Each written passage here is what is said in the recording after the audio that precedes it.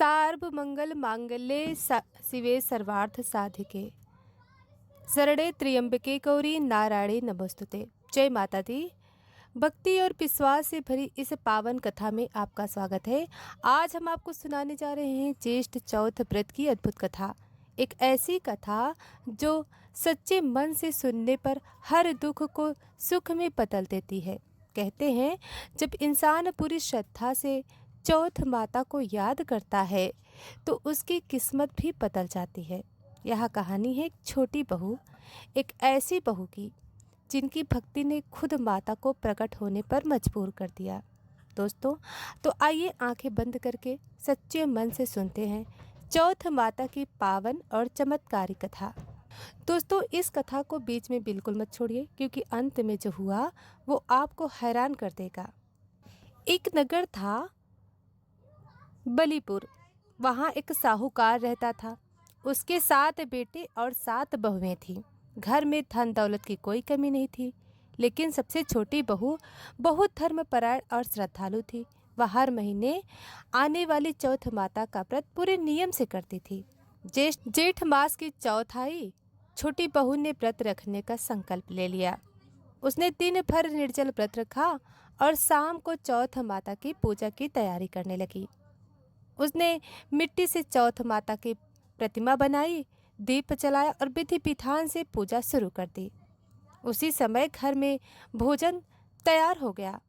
सास और बाकी बहुएं खाने लगीं, लेकिन छोटी बहू ने कहा, मैं पहले चौथ माता की कथा सुनूंगी और पूजा पूरी करूंगी, उसके बाद ही भोजन करूंगी। उसकी भक्ति देखकर चौथ माता प्रसन्न हो गई। उसी नगर में गरीब ब्राह्मण परिवार भी रहता था। उसके घर में बहुत गरीबी थी और खाने के लिए भी कुछ नहीं था। ब्राह्मण की पत्नी ने भी चौथ माता का व्रत रखा था। वह सोच रही थी कि पूजा के लिए कुछ भी नहीं है, फिर भी उसने सच्चे मन से माता का स्मरण किया। चौथ माता उसकी सच्ची श्रद्धा से अत्यंत प्रसन्न हुई और उसके घर धन धान्य से भर दिया। इधर साहूकार के घर में छोटी बहू की भक्ति से भी माता खुश हुई। कुछ समय बाद उसके पति का व्यापार बहुत बढ़ गया और घर में सुख समृद्धि और बढ़ गई। लेकिन एक दिन बड़ी बहुओं ने छोटी बहू से ईर्ष्या करके उसका अपमान कर दिया, उसे घर से निकाल दिया। छोटी बहू रोती हुई जंगल में चली गई। वहाँ उसने फिर से चौथ माता का व्रत नहीं छोड़ा। वह हर महीने सच्चे मन से पूजा करती रही। एक दिन चौथ माता उनके सामने प्रकट हुई और बोली, बेटी, तुम्हारी भक्ति से मैं बहुत प्रसन्न हूँ, तुम जो चाहे वर मांगो। छोटी बहू ने कहा, माता, मुझे अपने परिवार का प्यार और सम्मान वापस चाहिए। चौथ माता ने उसे आशीर्वाद दिया और कहा, तुम्हारे सारे दुख दूर होंगे।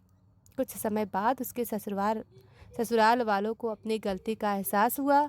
वे उसे वापस घर ले आए और सम्मान से रखने लगे। उस दिन से पूरे नगर में चौथ माता के व्रत का महत्व और बढ़ गया।